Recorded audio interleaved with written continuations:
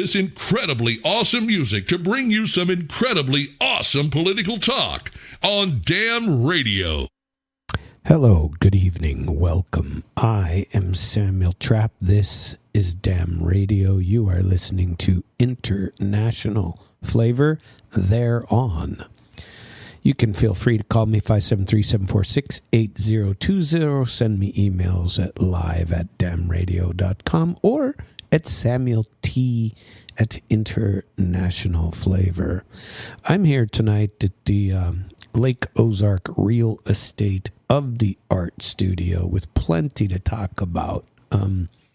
There were several, I don't know what you want to call them. Let's call them questions, as it were. Ideas in my mind last night, wondering what would occur. And several of them I find rather entertaining.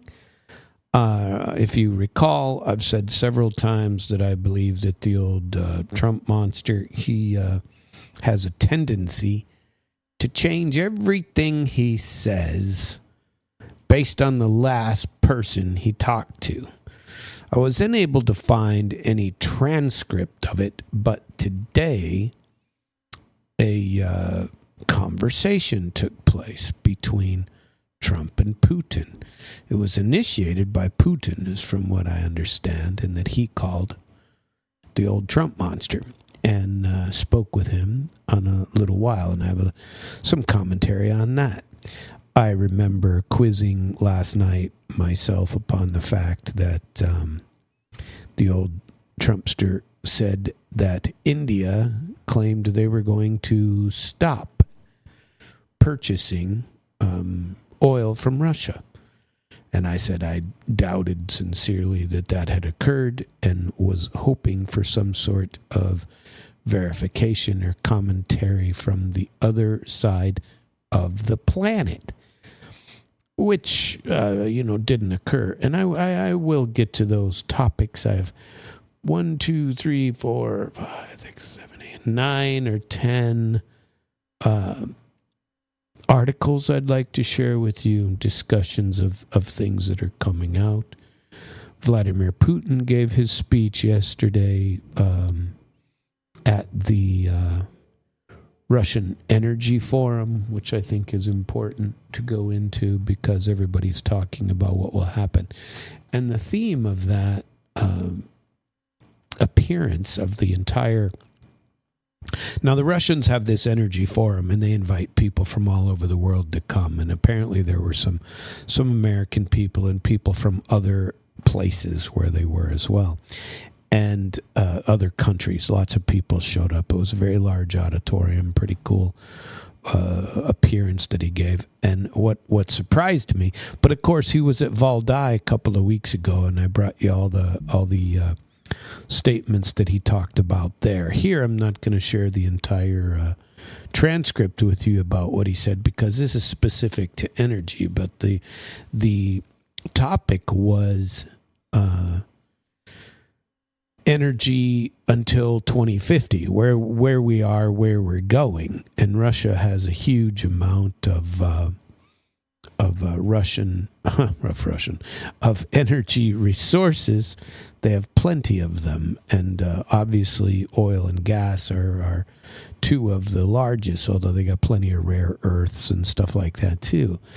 And so energy is a very important topic, and there could be quite a bit to go over in there. I've had, and I listened to it. It was a good speech, and I've got a summary of it to give to you.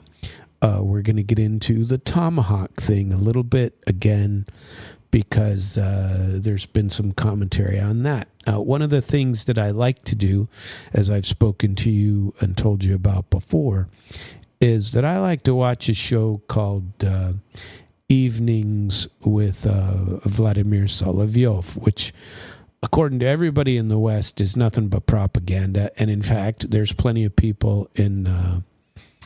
and very positive Putin, very positive Russian government and stuff like that. And there's plenty of people who actually agree with that I don't know, that assessment as well in Russia. And so, but anyway, I don't care. I watched one of those in the background that I was watching last night, and I saw a good amount of that show, and I'd like to share part of it, part of the commentary with you, because I find it entertaining and interesting what they provide.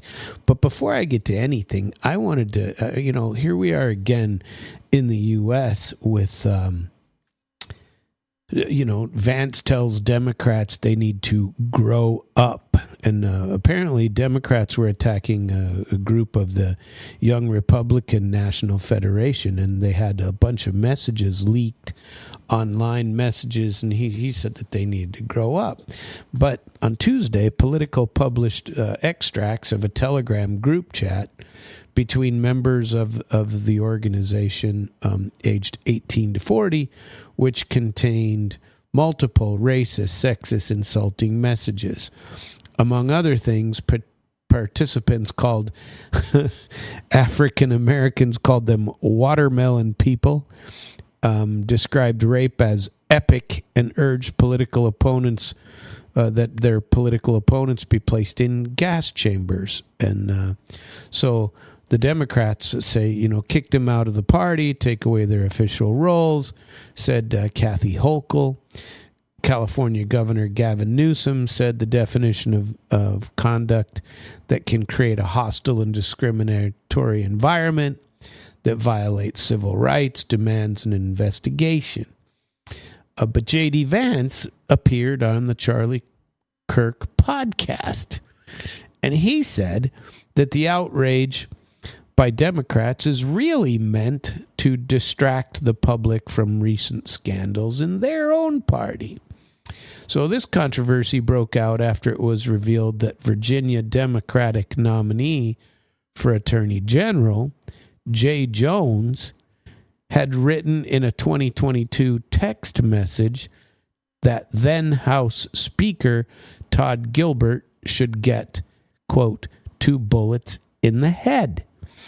And what Vance said was, a person who's about to become one of the most powerful law enforcement officers in the country, Jones, seriously wishing for political violence is 1,000 times worse than what a bunch of young people, a bunch of kids say in a group chat, however offensive it might be.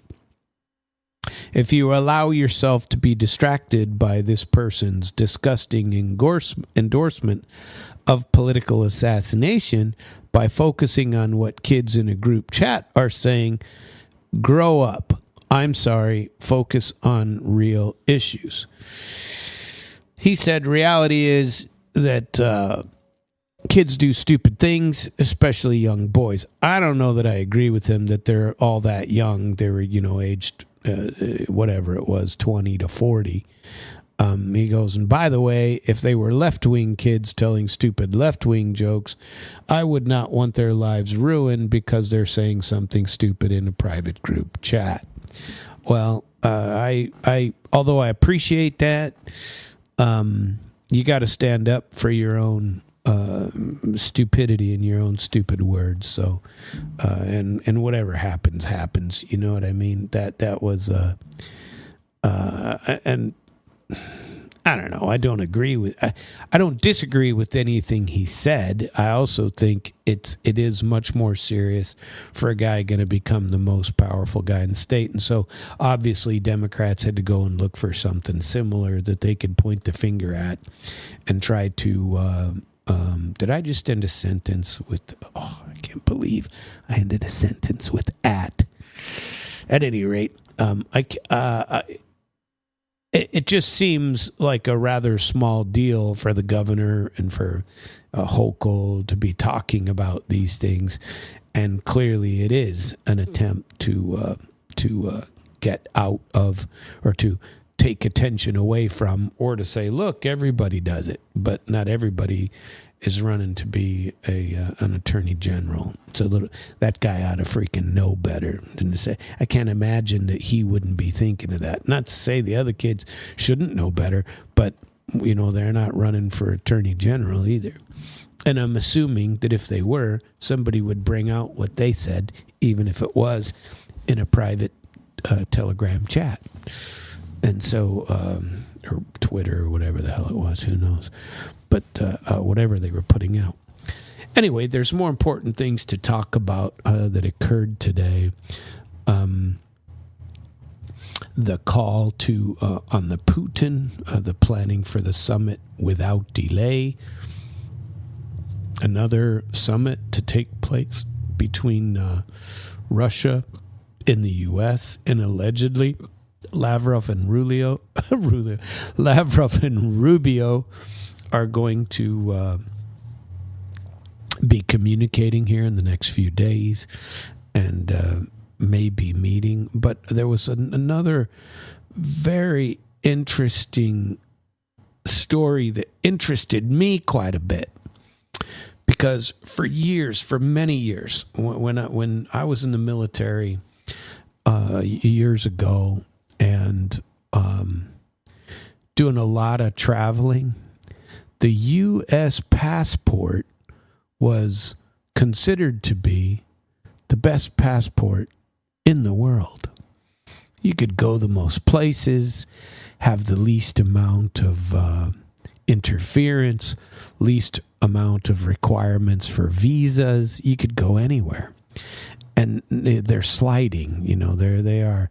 U.S. has fallen out of the top 10 for the most powerful passport, according to the latest Henley Passport Index.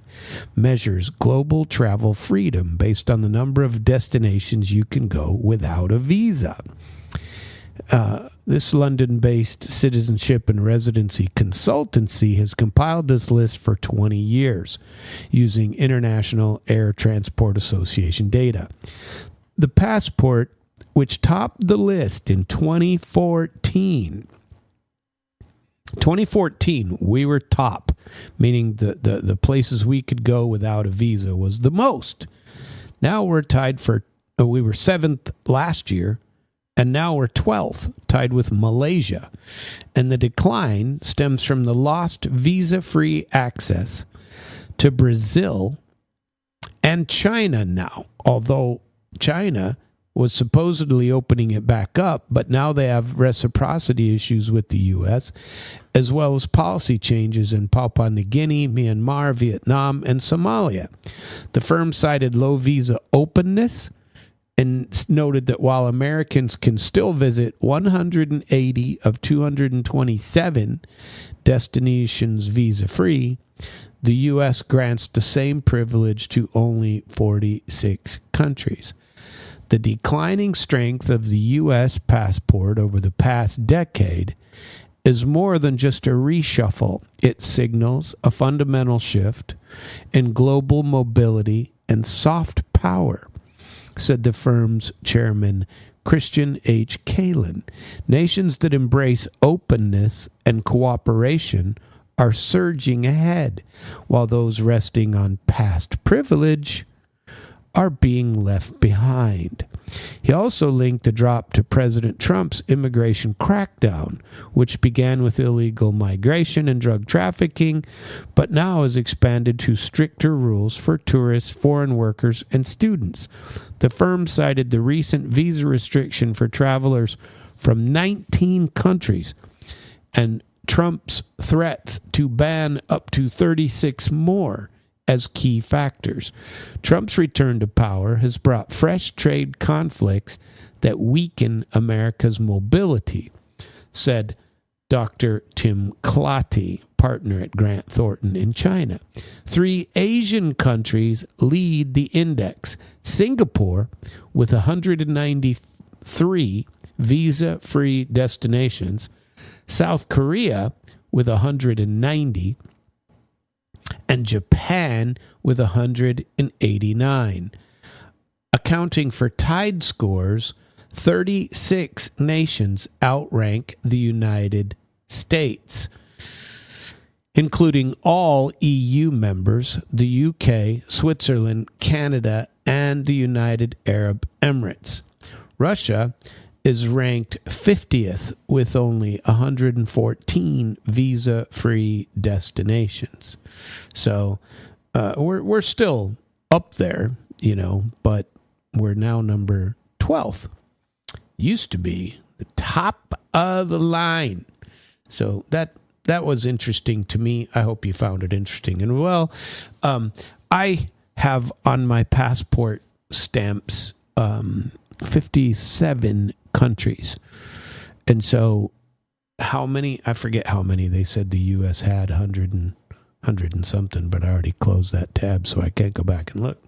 190, 180 something, 186 I think it was, but I don't remember. And I'll never get to 186 by the time I kick the old bucket. Kind of doubt it. But I am hoping to get to 100. So I got like 43 more to go. I got to get cruising.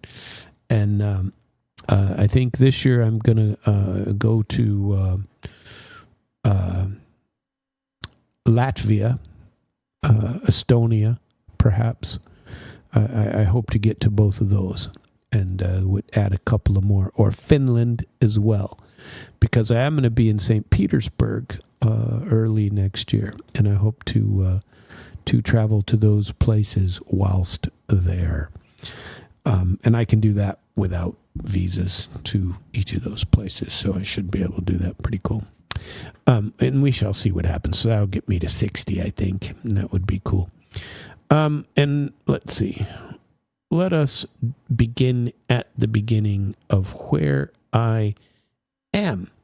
So we had a bunch so I have the almost complete transcript of Mr. Putin. I have quite a bit of the Vladimir Solovyov topic show from tonight, which was pretty cool. Well, lots of information anyway, and lots of bitching. And then I have transcript on the Trump Putin. I don't have a transcript, the nobody has released a verbatim transcript of the call. What we have official readouts and briefings and media summaries, primarily from Kremlin aide Yuri Ushakov and what he said on the record, plus the U.S. press statements and Trump's own public comments. On the Russian side, here's what they're saying. Ushakov and others from the Kremlin. They're saying that the call lasted about 2.5 hours, initiated by Moscow. It was the 8th Trump and Putin call this year, which is excellent because remember, the old Biden team hadn't talked to Russia in years. I mean, nonsense, craziness. How do you expect to get anything done?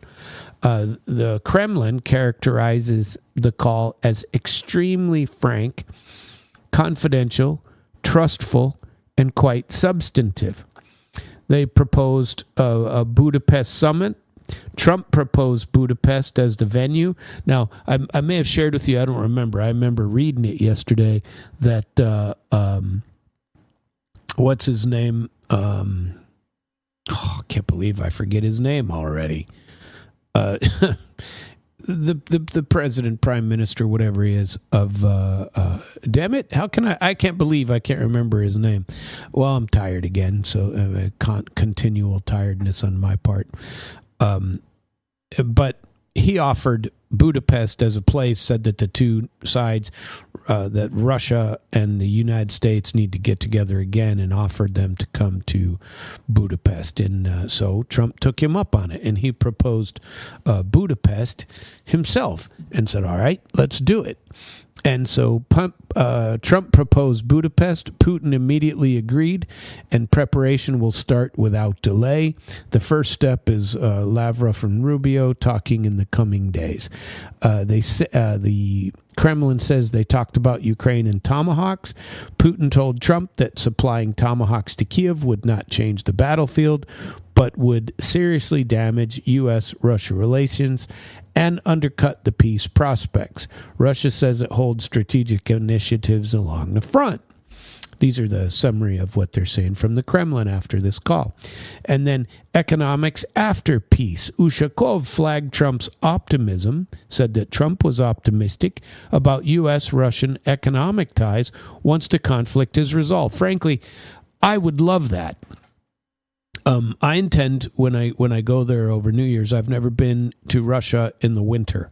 Well, I have when it was really cold, and I even have seen snow there, but I haven't spent any serious time there. I want to go there over New Year's, and Christmas there is on the 7th of January, and so my plan is to go there and check that part out. Let us see what we can do here. We have a caller. Hello, caller. How may I help you this evening? I would like you to help me understand what is going on, Sam. What is going on? Why is Trump, offering to send Tomahawks to that little needle dick 10 hitter? I love it. And that is the epitome of feckless, dickless autocracy. I mean, the guy doesn't even hold democratic elections. The guy, he condemns and even, I don't know, I'm going to say kills his political opponents. Well, there's a story today that says he ousted, I talked a little bit about it last night, he ousted the mayor of Odessa because the guy allegedly had a Russian passport, so he booted him out. And he really is getting rid of any challenge to his presidency, and he does not want this war over. I mean, he's begging for those Tomahawks because he needs this war to keep on going. Yeah, he's a little creep, a little tin pot. I mean, he's less than, Jesus, there's been things going on in the past of, Pol Pot and Mao and all those people. This dude is out in front of it all. He is an absolute little needle dick tin pot dictator. I don't think he started that way. I really don't. But he sure loves his power now, and he fell into the role rather quickly. I think he was not that when he first got elected in 2019 or whatever it was. Think he was the guy back No, then? I think he was being used seriously. By whom? Well, by it started. Biden's CIA directors. Well, kinda, but they didn't expect him to win, but they jumped on him pretty quick, and Victoria Nuland. All of those, they pounced on him quick because they know he is very pleased with himself, and he wants he's a little. He is manipulable, and they can manipulate him, zero problem. Just like Lindsey Graham. Just like him and Lindsey Graham are twin brothers from different mothers. So I don't even know. I don't call with solutions. I just call with observations. But if I were the guy in charge, if I were Donald Trump, if I were the guy that was making the moves on whether to bomb Venezuela or the boats or whatever that is coming in, I would eradicate that little leftist faggot queer and get him out because he's no good. He's less than useless. Yeah, but he didn't used to be, I don't think. I mean, he got elected with, seriously, he got elected with nearly 80% of the people of Ukraine. And now he's at 6%. And now he's at very low percentages. They don't like what he's doing. They don't like that he destroyed the Russian Orthodox Church, which had to change its name to the Ukrainian Orthodox Church. And then he's arresting all of the people because he says they're still subject to the church in Russia. And so they're But they always have been. It was one church, and now they're trying to create two. They say that, you're following all this stuff, but it's always been one church. There wasn't a Russian church and a Ukrainian church. There was only one. And so he's destroying it only because they're Russian. It's nonsense. I feel like that's the easy way out. I feel like what this guy is a no-count, low-life, little bitch-ass punk. Well, I agree with you on most of that, but he I don't think he will ever be saved. That he's going to save himself from and somebody's going to reelect him. I don't think there's any chance remotely that he will be reelected. I think the little coke bitch ass faggot should be hung in front of his entire country. He is a traitor. He's a traitor to decency. He's a traitor to all that's good. He is no good. He's a no good little piece of trash, filth, punk, just like a lot of these rhinos in the United States are. And do we hang them? Do we? Well, they believe their own stories. Now, the way Zelensky came into power is he was on a TV show, and this TV show.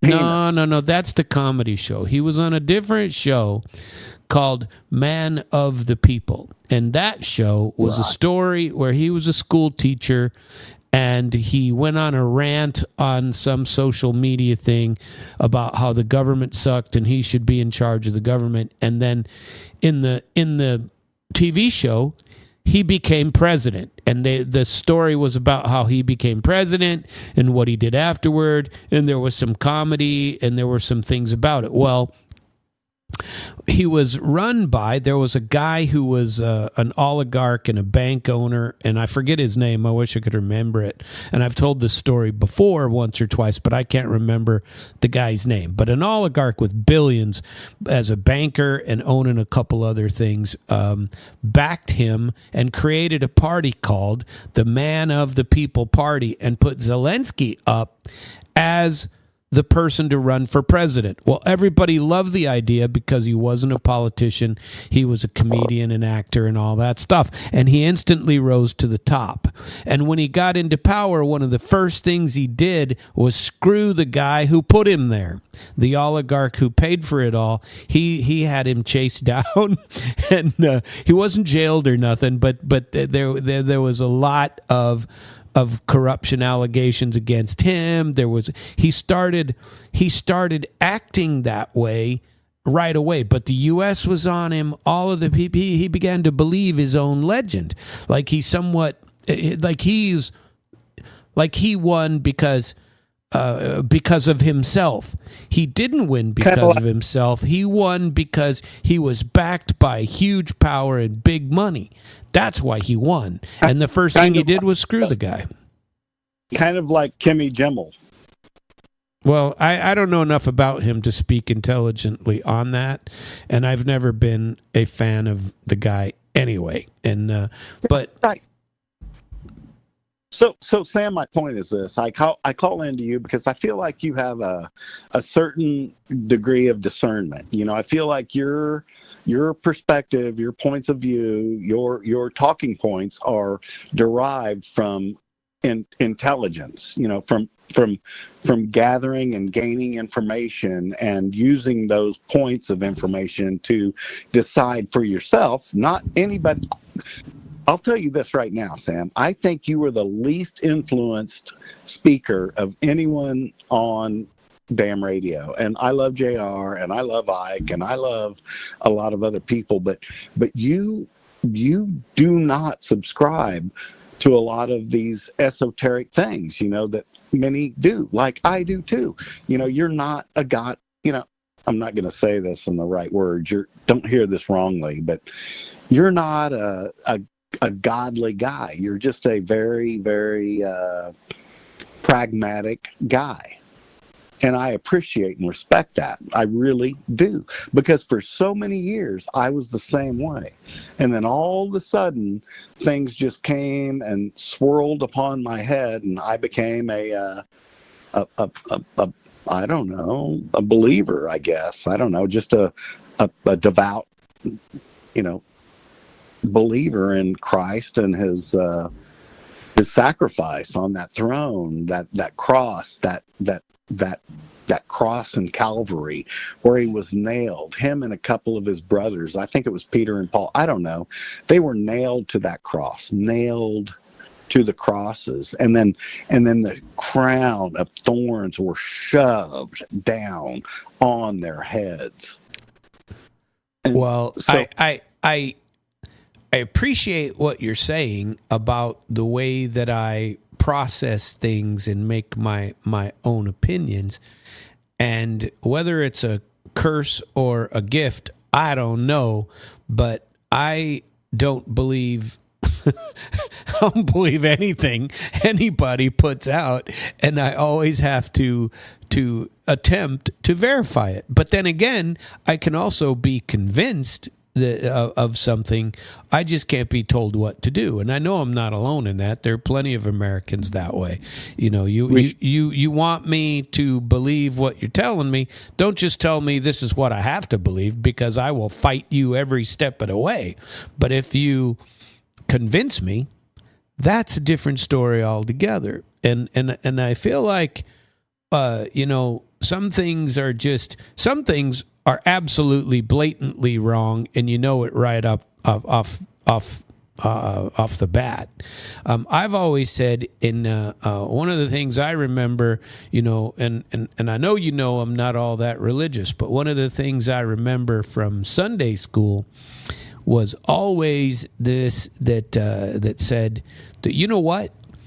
There are a lot of things that people are going to tell you about what is right and what is wrong, and where beliefs come from, and where you will know, you just know instinctively that some things are right versus wrong. Like, you're not going to go into a grocery store and pick up, and grocery store is probably a bad one. You're not going to go into the toy store and pick yourself up a new table hockey game, and walk out with it under your arm and not realize that it's wrong. You know what I mean? You just know that that's wrong, because you wouldn't want somebody to do that to you. So I know that's a basic and simple thing, but you can somehow, I've always had, it's like I say about Hillary Clinton and her sort of ilk, that when they are speaking, they don't even believe what they're saying themselves. And right. you know what I mean? And right. and you can somehow, you just know that it's worse than a salesman. This person isn't trying to do this for his family. They're, to sell you a car that might not be as, I don't know what, is in as good a shape as it is, which you might almost even be able to justify. But these people are just downright evil. They're doing it to seize power over you and everyone else. And so, downright evil. Well, I truly felt that way. Every time that woman would open her mouth, you'd go, man, she is so full of crap. She don't even believe this. You know what I mean? Yeah.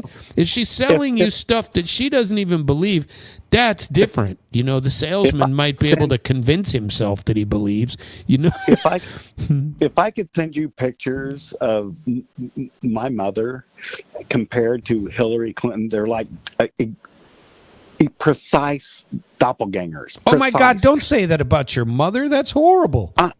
Dude, I'm saying it out loud right now. No, don't say that. You don't want to wish that upon anyone. Don't do that. Wait a minute. But your mom is good. Your mom's good, though. Because she is a representative of Hillary Rotten Clinton and all that she stands for. Does that make my mom good? Oh, no, you said she was a doppelganger. That means she looks like her. Looks like her, acts like her, thinks like her, talks like her, smells like her. Filthy, disgusting, filthy. Dude. Smells like her. How do you know how Hillary Clinton smells? I'm just going to say right now, something deep down in my heart of hearts, my soul of souls tells me that I am not of that evil spawn. I am not spawned from that evil woman that wants to think that she's my mother. There's more to this life than DNA. There's more to this life than family values. That we have to understand that there are people in this world that stink, they're fat, they're ugly, they're no good, and we have to divest ourselves from them because they're going to do nothing but throw up. Well, fat people don't bother me. Okay, just so you know, people that are of large weight don't bother me. Well, they do me. And well, it depends, but I don't judge people based on their weight or based on any of that. What about the gays? The gays? I don't even care. I mean, truthfully, what do I care? If you want to be what about the trans? What about okay? What about the furry, man? The only thing that I have said is that if you wish to be transgender, fine, but I don't want it in the military, and I don't want you selling that pile of crap to my kids or my grandkids. So I think, but do I agree? Absolutely not. But I will also say, I don't give a rip what you do in your own spare time or in your own home for the most part. Just don't be abusing your kids. Don't be pumping that crap down their throats. I disagree. But I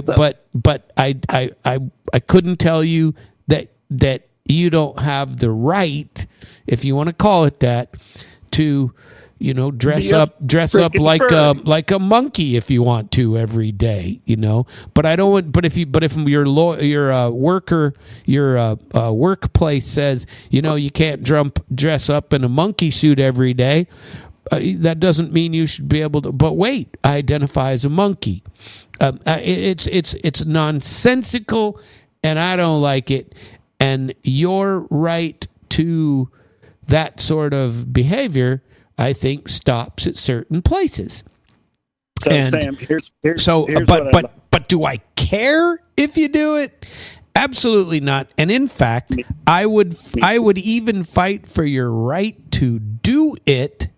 In the right places in your own stuff, I would fight for that right. But me too. I don't want it in the military. I think it's just downright wrong.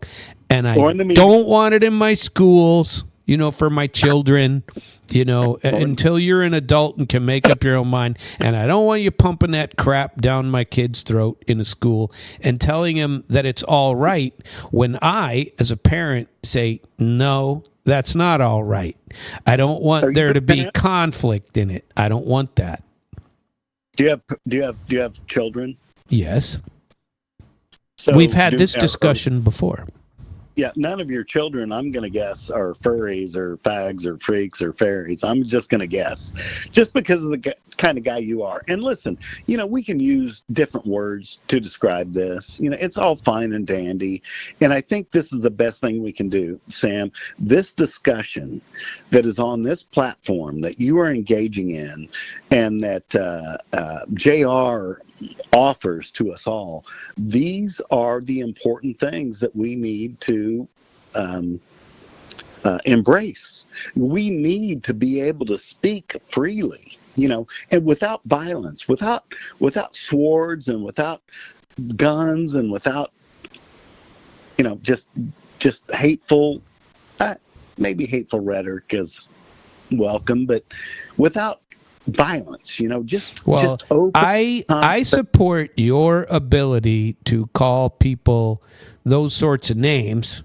I might not agree with it on my show, but I support your ability to do whatever you want. Okay, I would caution you that you shouldn't do it to their faces. I wouldn't want you to get attacked by a bunch of nuts either. And I don't like escalation or violence or anything like that. I'm not for it. But then again, you're free to think and say what you and I absolutely defend your right to say things, even if they are offensive. And they may even be offensive to me. But I support your right to say them.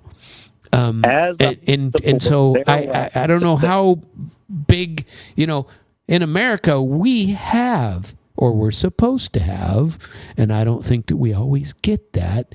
There's been a great effort over the last many years to destroy what freedom of speech we do have by canceling people that might say some of the things that you say. And so Sam, I'd like canceling people is just as bad, in my opinion. I'd like to leave you with two examples of what you just said. Mm-hmm. Alex Jones, InfoWars, same guy, Alex Jones at InfoWars, and Mike Lindell of MyPillow. They are being canceled. That's right.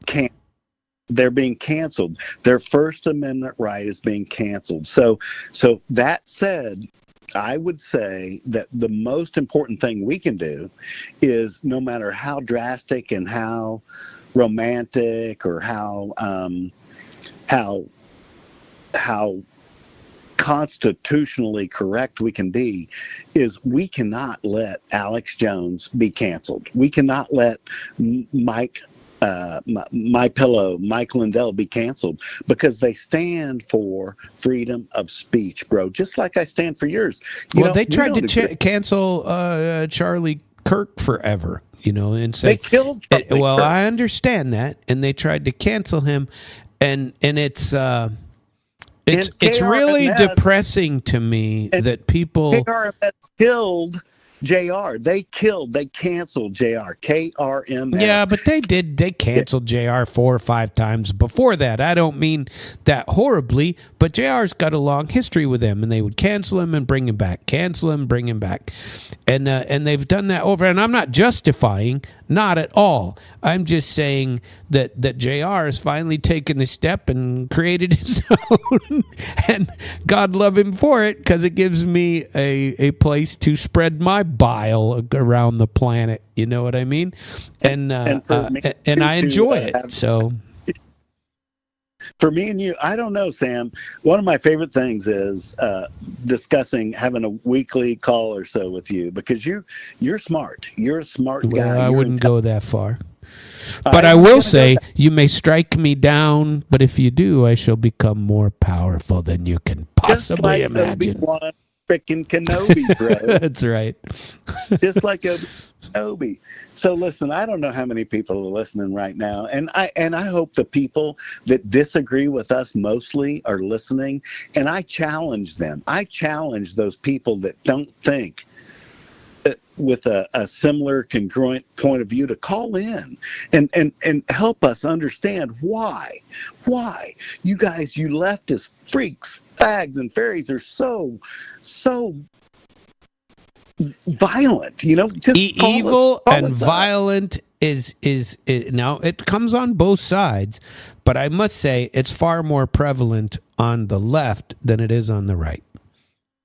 All right, brother. Listen, I so much enjoy I really enjoy having this opportunity to share thoughts with you. So, I appreciate you. I thank you for calling, and you have a very good evening. What's left of it. Love you. Bye. Bye-bye. And there he goes. If you would like to call in, anybody else, 573-746-8020. And commentary. I was in the middle of, prior to the call, telling you about the Russian side of what they were saying about the Trump-Putin side.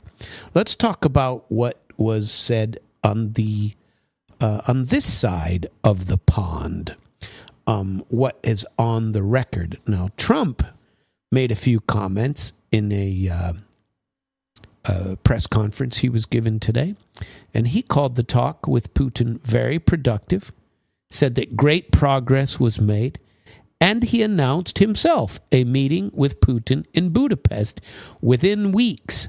No fixed date yet. Now, he meets Zelensky, the old Z monster, the old green goblin, who's now the black goblin because he's wearing black instead of green these days, and he may even wear a suit jacket tomorrow.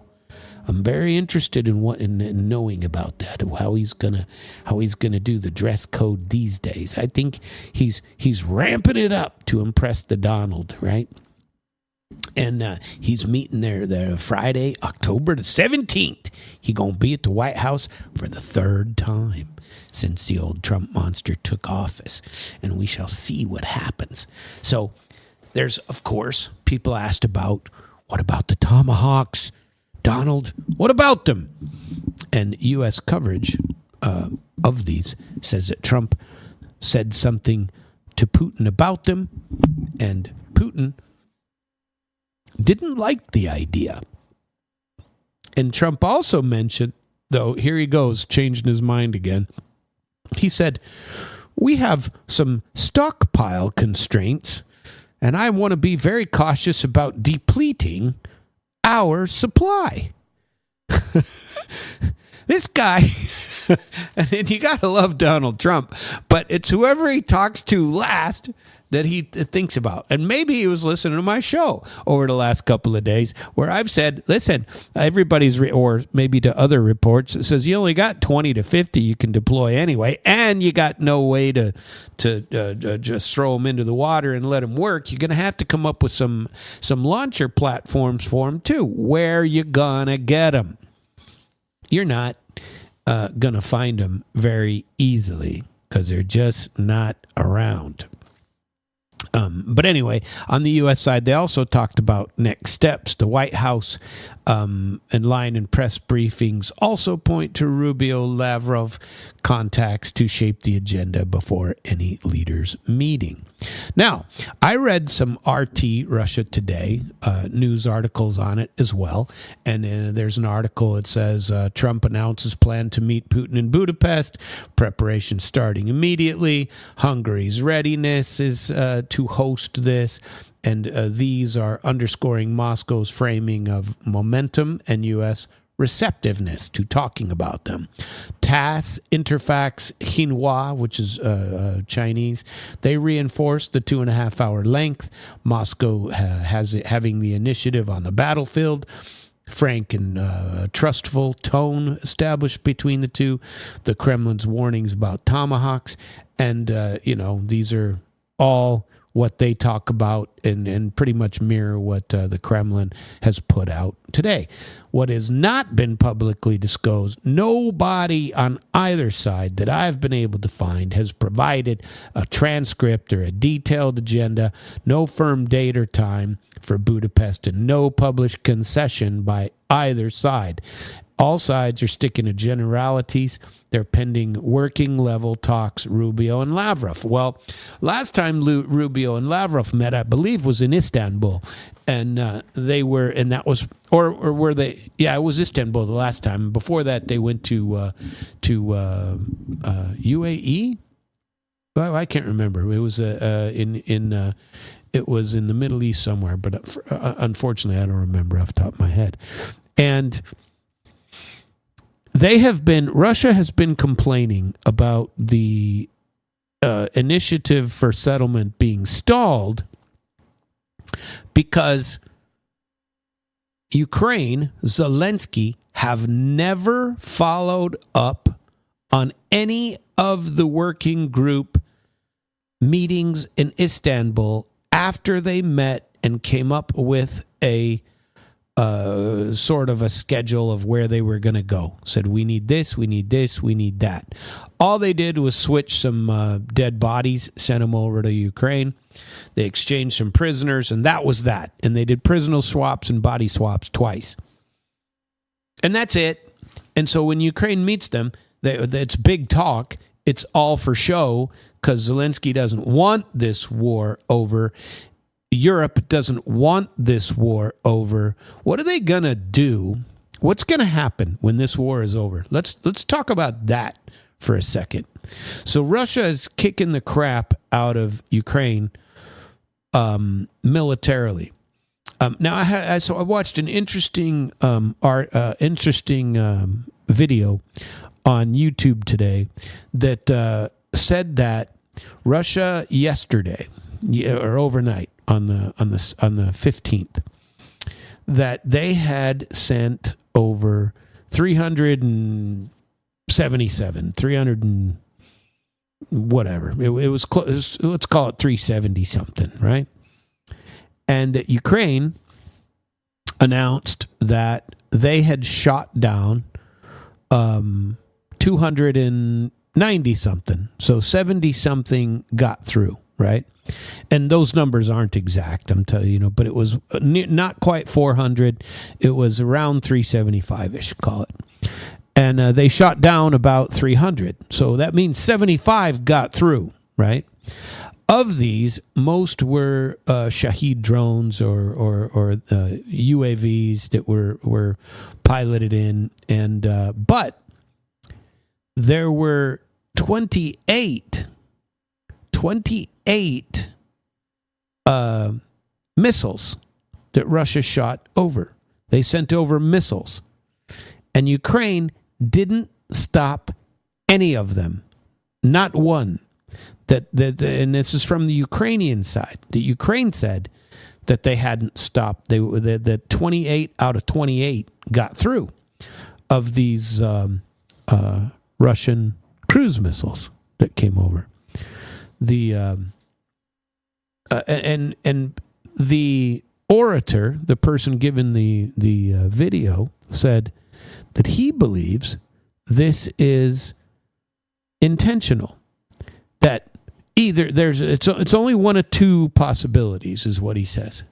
So either you have to believe that Ukraine has absolutely no air defense available, on the one hand, which is possible. Their Patriots are depleted. I've seen plenty of reports that say most of the, if not all, of the Patriots that have been delivered over the last couple of years, they are gone, that they're destroyed. And so the other point of view is quite a bit more cynical, but some people think this is true. And it's the only other thing that you can believe is that Ukraine has air defense, but allowed all 28 missiles to come through. And they allowed them to come through. And, why?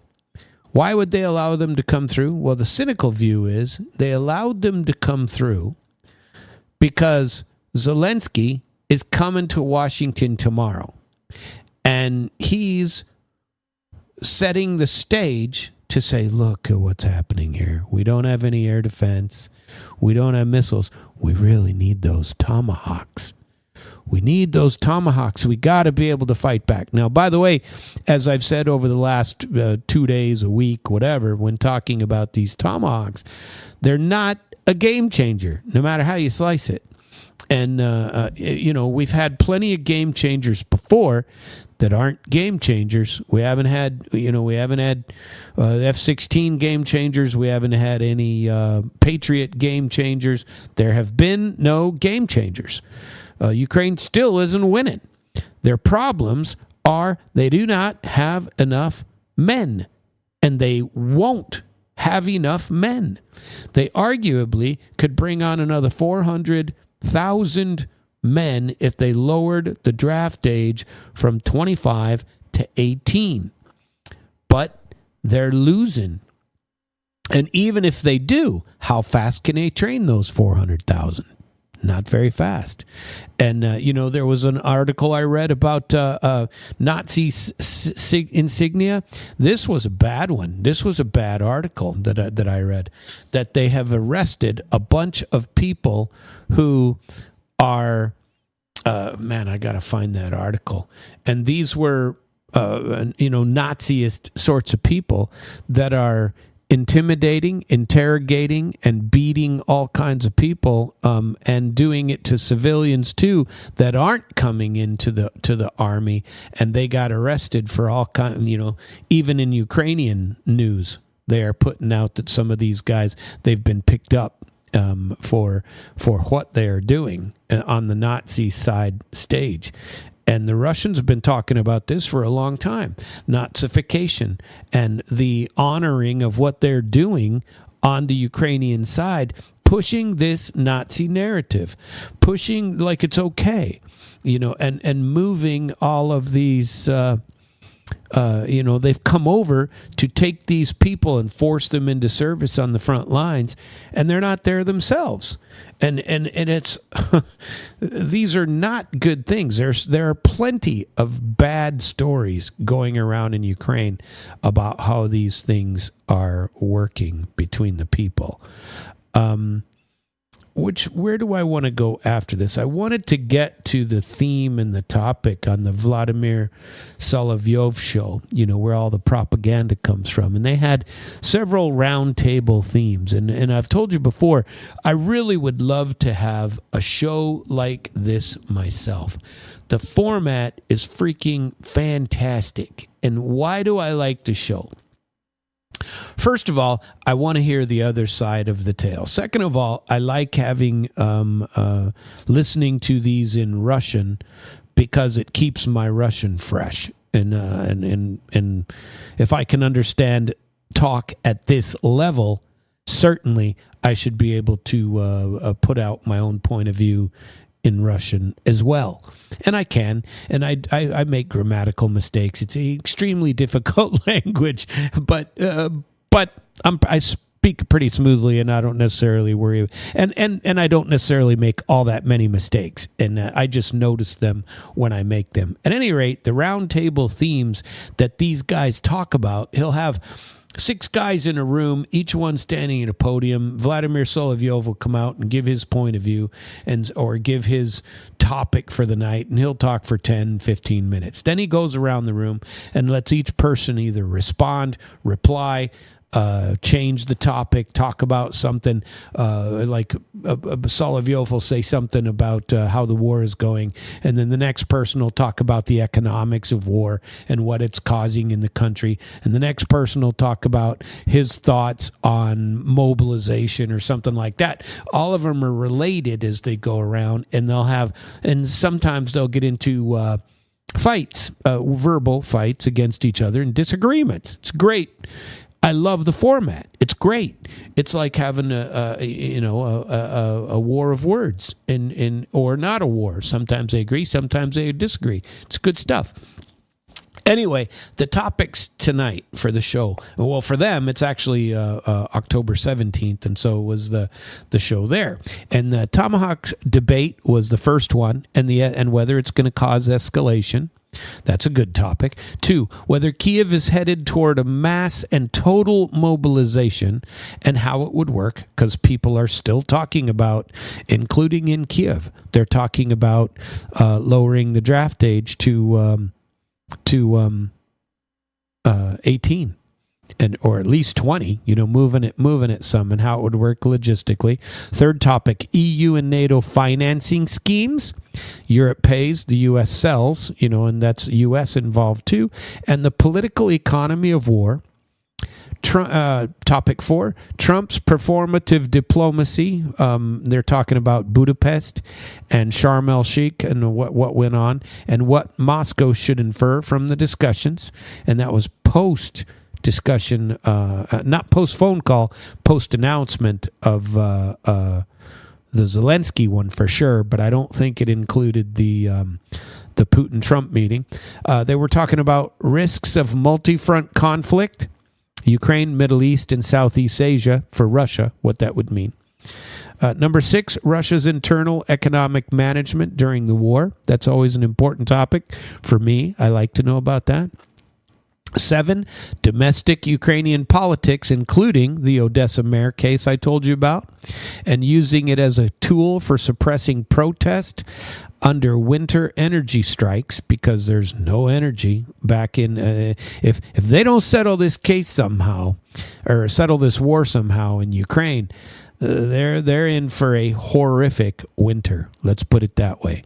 The 8th topic, Western rhetoric. Mark Rutte, Stoltenberg. I told you about Rutte yesterday.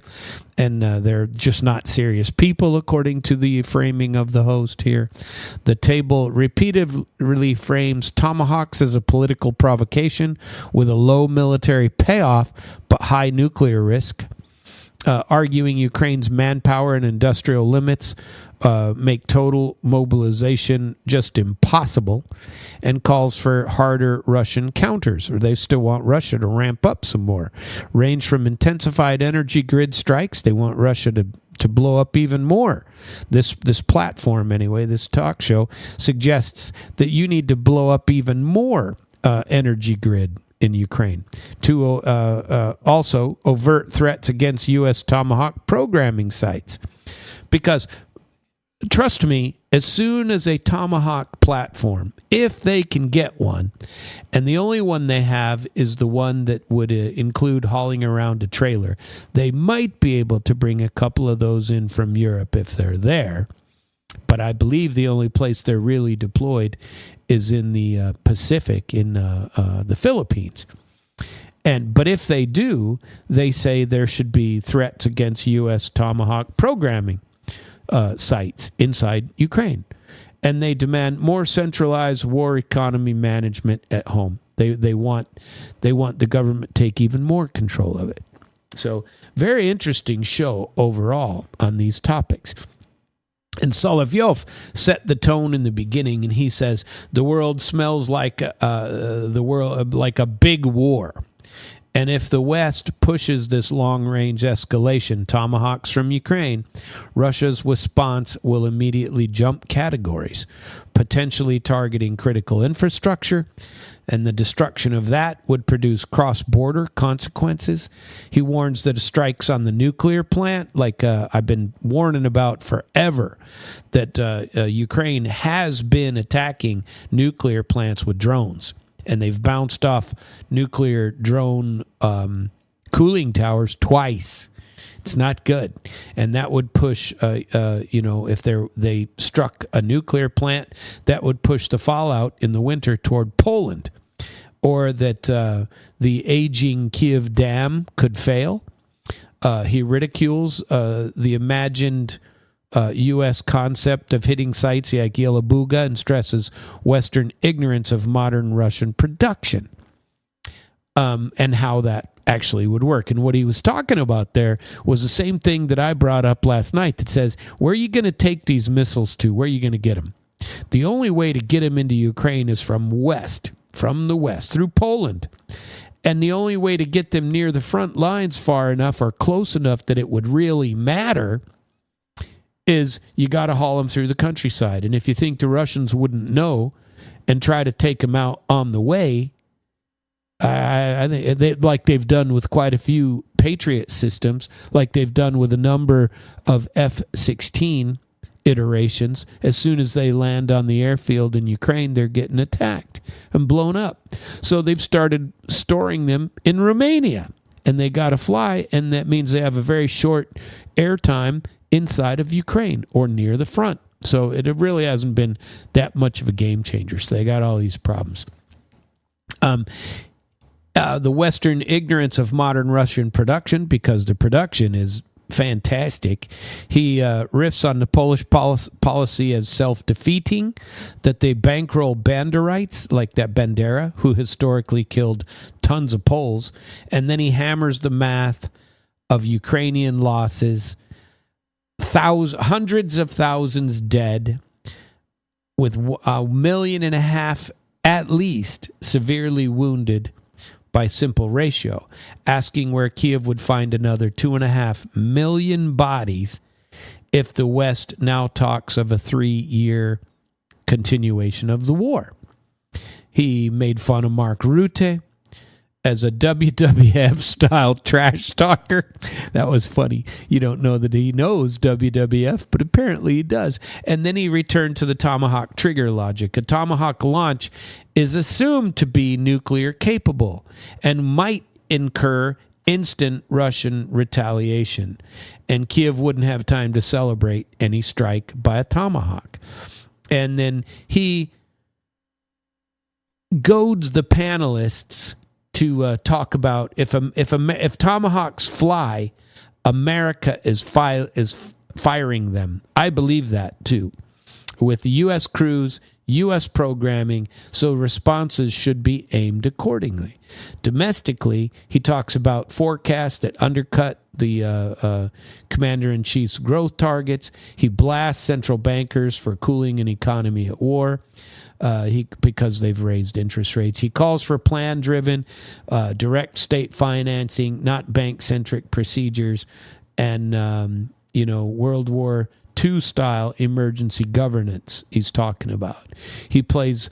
He always. Tries to keep people on point when they're talking them. And so it's pretty good. He had quite a few people in here talking about it. And so it was an interesting show.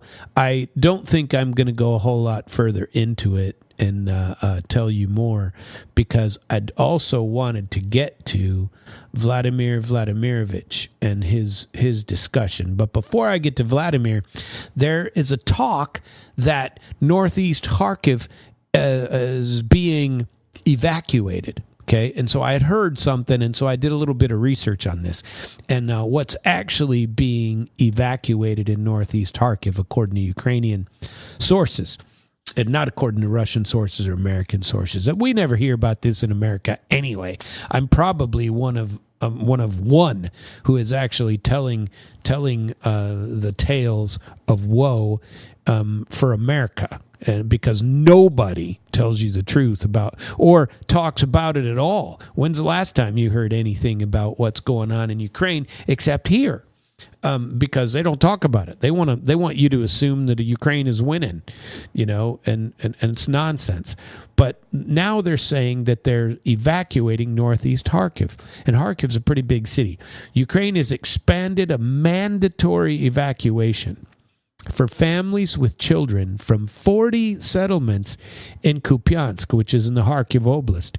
And it's not a full evacuation of the whole northeast Kharkiv region. It covers 3 communities, Velikia Burlik, which is 27 localities, Vilhuvatka,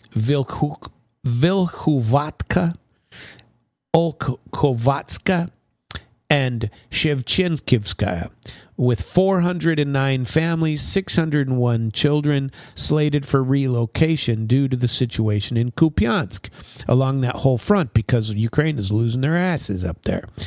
This comes from Ukraine's own regional authorities and is echoed across Ukraine and some international wires. On the English version, Ukrainian line, Kharkiv Regional Defense Council forcibly evacuating family with children from 40 settlements. In connection with aggravation of the security situation, and the place is about to be overrun. They got to get these kids out of there and the families. Several reports list the exact breakdown, as like I told you about the 601 children, 409 families. Russian language and local outlets describe the expansion also due to as a response to Russian pressure around Kupyansk, and international wires are saying the same thing, that they're evaluating it. A full evacuation is not occurring, but that's what it is. But it is a forced evacuation, and they got to get out of there. And so they also talked about some clarification on this Trump-Putin meeting and what's going on there. But it was only a phone call. And so they talked a little bit about that stuff. And so let's see. Where else were we going to go today? I want to get down to the we already went through Solovyov. Although I got plenty of more on some of the topics discussed. There was a female commentator, and I didn't get her name, but she was talking about diplomacy, the UN, and Armenia, and there was a pretty good amount of stuff that she talked about. But I wanted to get to India and Trump's claim. And I don't think I've done this yet. I really hope I'm not repeating myself. I truly don't think I am. I said I was going to get to it, but I didn't get there. And there's a a speaker. Guy's name is Shri Randir Jaiswal. He's the official spokesman from the Ministry of External Affairs, MEA, Government of India. And basically, he was at the press briefing in New Delhi on October 16th, so which is today. But they're ahead of us, so obviously 17th there now. And what he said about Trump's claim. His first claim was that, hey, by the way, there wasn't a call between Trump and Modi. The call didn't occur. So Trump being at that press conference saying, I just had a phone call with Narendra Modi, and he told me he's going to stop buying oil. Not only did the statement not occur, neither did the call. According to the Indians.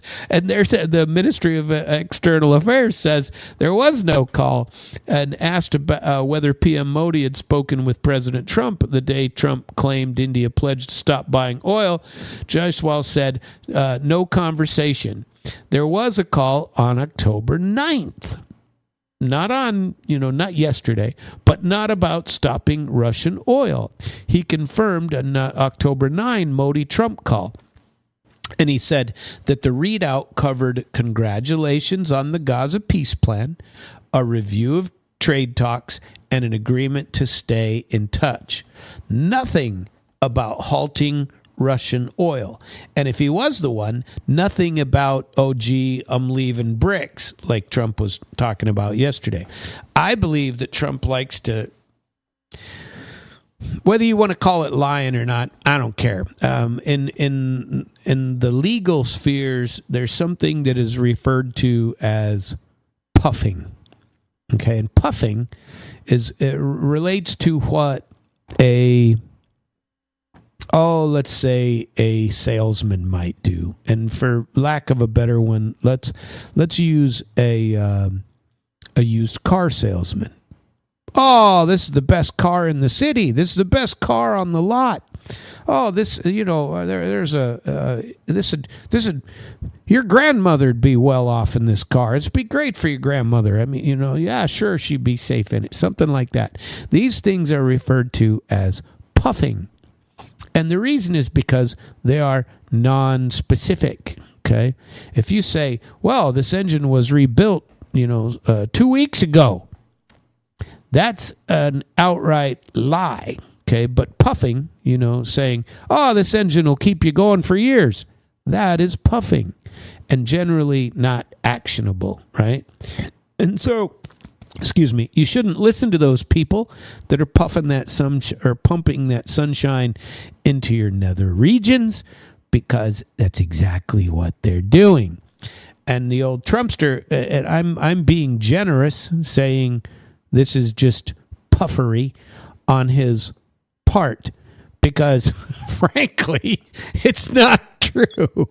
He didn't talk to Modi the day before. Modi didn't say, I'm going to stop buying Russian oil. And he probably, if he's alleging that it is this person, he didn't say who, but it was Indians all in the room that were interviewing him. He said Modi said he's going to get out of BRICS, or he's dropping BRICS, and BRICS, I say people are going to be kicked out of, well, you're not going to be in BRICS anymore. Those things did not occur, and according to the Indians. And so the policy line is the same as it always has been, even according to this Jaiswal, who is the ministry, the government. He's a official spokesperson. It's not Jai Shankar. Jai Shankar would be I'd love to hear him talk about this, but I couldn't find anything on him. But Jaiswal, who is a spokesman, gave a press conference today, 16th, and he said that he repeatedly pointed reporters to Ministry of External Affairs same-day statements on energy sourcing, stressed that, here's his quote, India does not subscribe to unilateral sanctions. Energy security for Indian consumers is paramount, and there should be no double standards in energy trade. I hardly think that's a glowing recommendation for the old Trumpster from them. He declined to endorse any commitment to reduce or stop Russian oil or to switch to a U.S. supply, and instead he referred back to his prior statement, which I just read to you. What are Indian wires saying? Indian and international reports match the briefing. No Wednesday call, no pledge to halt Russian oil, and energy security first. Detailed rundown of the briefing itself beyond the Trump and oil exchange. In the briefing, they also talked about Afghanistan and Pakistan. They talked about India's Kabul mission, operational since 2022, will transition into full embassy. They talked about Myanmar. They talked about India and UK. The MEA noted strong momentum post Keir Starmer's visit. China and rare earths, end user certificates, and the trade going on in that area. UK sanctions on Nayara Energy because they're buying Russian gas. The MEA went on about the no unilateral sanctions, no double standards line again, and energy security is paramount. Bottom line, India's official position flatly denies Trump's line. No call, no pledge to stop buying, and no shift away from their long-standing doctrine of energy sovereignty, consumer interests first, no unilateral sanctions, and no double standards. That's the way it is. Okay? Trump and he had some Oval Office announcements today, which I've told you some of, and they had to do with in vitro fertilization affordability, and he's price cutting some drugs and doing some things like that. But there were some questions and answers afterward that came up afterward, and some of these he got into the Hamas thing, that you threatened some Hamas gangs on Truth Social. He said that the deal is being violated. It's a tough neighborhood, and he expects behavior consistent with commitments. Now, these people lined up 7 people in front of him and shot him in the head. Now, this is Hamas after the deal, right? And Trump's response was, oh, gee, there's some tough gangs, tough neighborhood. They're cleaning out their own party and stuff like that. You know what I think? I think they released all these Hamas people and said, you're not going to be in charge, but if you clean house in the meantime, we're not going to do anything with it. Just don't let this screw with what we're doing in the area. I wonder if that's really the case or true. I don't know, but it's not good to see people just shot in the head. That's nonsense. Anyway, he got asked about the timeline for the Putin meeting in Hungary, and his specific answer was within 2 weeks or so, is what he said. Rubio and Lavrov will meet first and set the time and place. He'll brief Zelensky. He's going to brief Zelensky tomorrow. And the relationship between Kiev and Moscow is terrible, so there may be separate meetings. And so he's not necessarily inviting the Z-Monster there. And somebody asked him, you said there was great progress on the Putin call. What changed? Any message for Zelensky? He said no specific. He says he makes deals. He has ended wars before, believes this will be number 9. He's working level prep comes first between Rubio, Vice President, those people. He said, did you discuss Tomahawk missiles? He said, a little bit. He emphasized the U.S. needs their own Tomahawks and can't deplete its own stocks, called them powerful and accurate. Okay, why would a second Putin meeting yield a different result? He argued that Biden's missteps created the World War III risk. Under him, there would have been no war. He's doing this to save souls. He can end it and help Europe. His meeting could succeed. And where else? Talked about John Bolton getting indicted. He said, and he also was asked in the same question, can your deal making end the shutdown? He said he hadn't heard, but he called Bolton a bad person. And that, on the shutdown, he wants a simple extension and accused opponents of a $1.5 trillion for illegal immigrants. Let's see. Sanctions bill on Russia. There's a new, here's a surprise. Senator Thune and Speaker Johnson, he said the timing's not perfect given a productive call that he joked about giving Ukraine a couple thousand Tomahawks, and Putin didn't like the idea. That's what he said. So that's where that went today. Let's see. They had a question and answer. Where was this one? Andre Kellen, and he was being interviewed by Enda Brady, and this is a TRT World, what's his name? Kellen is the ambassador. He's Andre Kellen, the Russian ambassador to Britain. And he's well spoken. I like listening to him. And he was being interviewed as well. And he got quizzed about Tomahawks to Ukraine. And he said, the question was, Trump's considering giving Ukraine long-range Tomahawk missiles capable of striking Moscow. What is Russia's reaction? And he said, Russia is waiting to see Trump's actual decision. Tomahawk, the missile, isn't new to Moscow. We've known about them since the late 1980s talks. He said, a single missile type going to Ukraine isn't a big thing, but any launchers or pre-launch prep would necessarily mean that U.S. personnel were involved, which Moscow views as a serious escalation. Echo again. And he said, because the Tomahawk has a nuclear-capable variant, Russia must assume worst case if they see a Tomahawk coming across the border. Small numbers aren't going to change the battlefield anyway, of these sorts of missiles, even without nuclear warhead, but escalation is very, very real, is what he said. And then he was asked, is the Kremlin taking Trump seriously? He said, Peskov called this a dramatic moment. Medvedev warned it could end badly, especially for Trump. Are you taking this seriously? And the ambassador said, yes, Moscow monitors all White House statements, but doesn't yet understand Washington's real intent. Regardless of stated aims to avoid escalation, the Tomahawk would definitely mark a new level of escalation. Again, repeat.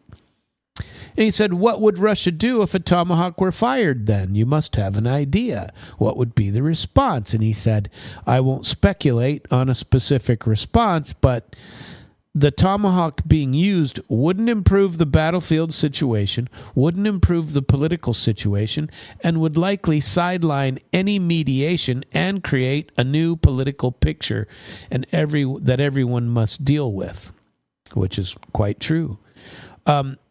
They were asked about this, and this is a popular question on the Russian side, and they keep being asked about the Alaska momentum. And the question was, after Putin and Trump met in Alaska, there seemed to be a momentum toward a ceasefire that has now evaporated. Is that fair? And is that fair? Meaning, is that correct? And what he said was, no. That, it's not fair to say that. The meeting produced a joint vision for resolving the conflict, not for a ceasefire, in other words. They keep trying to trap people into the ceasefire talk, and none of them are playing. He said that Kiev rejected this resolving the conflict when it was conveyed to them. He said work continues at a working level, though political progress hasn't really followed. Battlefield developments continue with gradual Russian advances, just like always. And he said the next question was, is Russia open to peace talks while continuing to fight until it gets its aims? And here, that is a valid question, and that means something. He said, Russia supports a diplomatic resolution, but it has to be long-term, resilient, comprehensive, and reflect Russian interests and those of its neighbors. A mere immediate ceasefire without addressing the root causes is unacceptable. These guys have been a broken record for how many years? I mean, since 2022, this is what they've been saying. And even before that, it never should have happened if people had taken anything that Russia said ever seriously and hadn't been playing because they thought they could just wipe Russia off the map quickly, which is what everybody thought. Everybody thought Ukraine was going to kick the crap out of them. That's what they thought. Ukraine with their 1 million-man army. Where's it at now? They asked, do Trump's Tomahawk threats damage ceasefire prospects? Well, of course. Western threats don't influence Russian policy. Our goals are fixed and will be pursued. Russia's too big to listen to threats, he said. And then he was asked, you're approaching the 4th anniversary of this special military operation. You still haven't met the goals. And he said, is that correct? He said, don't mix earlier phrases with today's reality. There is no time limit. Russia is moving forward. The process is continuing, and nobody is making any prediction that it will end by the 4-year mark. He said, will Putin meet with Zelensky? He said, only if a comprehensive draft agreement is prepared and leaders resolve a few remaining issues. It's not a mere photo opportunity. Any bilateral or even trilateral with Trump meeting must be carefully prepared and produce a serious final result. And he said, after nearly 4 years, can either side win? This looks like a stalemate. He said, it's not a stalemate. He said, local Ukrainian successes are media spin to keep Europe financing the war. So if you hear anything positive on the Ukrainian side, it's only to get money. Russia has the initiative and is advancing daily along the front lines. And that's true. I've been bringing that to you for a long time. How long can Russia's economy sustain the war? He said years. Our economy is self-sustained and autonomous. The EU narratives about chip shortages are total nonsense. Russia's defense production doesn't need any external aid, and resources exist internally for everything. He said, another winter. What has to happen for a ceasefire before the year's end? He said if arms supplies to Ukraine are cut off, a ceasefire would only be weeks or months away. Russia is facing NATO as a system, which makes progress slower, but not impossible. Then they got into the Norway, Denmark, German, Poland drone nonsense. He said Denmark and Norway offer no evidence, no characteristic of drones. Only Poland is worth of discussion, and even theirs were unarmed decoy Herbera drones that fall into Ukraine. They cannot fly from Russia to Poland, so they had to come from Ukraine, is what he said. He said that Russia proposed expert-level consultations. Warsaw went to NATO instead. And on the house strike, the debris, as I've brought to you before, is about fallen anti-aircraft missiles, not Russian drones. And the possible cause were Ukrainian redirection or jamming or deliberate provocations by Ukraine. They talked a little bit about peace plan in Gaza, but I'm not going to get to that. We're running out of time. Can Trump deliver peace in Ukraine? Yes, if he's serious about peace rather than one-sided support to Kyiv. In my experience, Trump listens. This is Kellen speaking. Listens, understands roots of the conflict better than his predecessors, and his team is interested in solutions. Great power agreements should be used to work issues, not drive further consultations. And the last question had to do with Moldova and Czechia elections and the EU path interference in such elections. The West claims that Russia interfered in the elections. Moldova, he rejects any interference, especially in Moldova, and argues that it was the EU that poured money in, visitor-backed pro-EU parties with lots of money, polling station allocations abroad, disadvantaged Moldovans residing in Russia, like I brought to you before. Moldova to the EU, he doubts they'll be admitted in the near future. They're the poorest country in Europe, and the Balkans are still waiting to be admitted. Says EU propped up a failing party. Elections were distorted by pro-EU actors and Western money, and that Russia didn't have any interference. And when he was pressed, he said, Russians exist in lots of places, and the country is split 50-50. And he condemns the EU side distortion, not Kremlin operations. And so I've finished just about everything I wanted to get to today. It was a pretty good set of interviews and information that I heard. I encourage you to listen to Damn Radio daily to get your dose of Damn Radio. Listen to International Flavor especially. This is my last show for the week. I will be back on Sunday night. You can listen to International Flavor. .com, where you can go for all past performances, and you can download them or listen to them at damnradio.com/podcasts. I appreciate you being here, and I wish you a pleasant good night. Damn Radio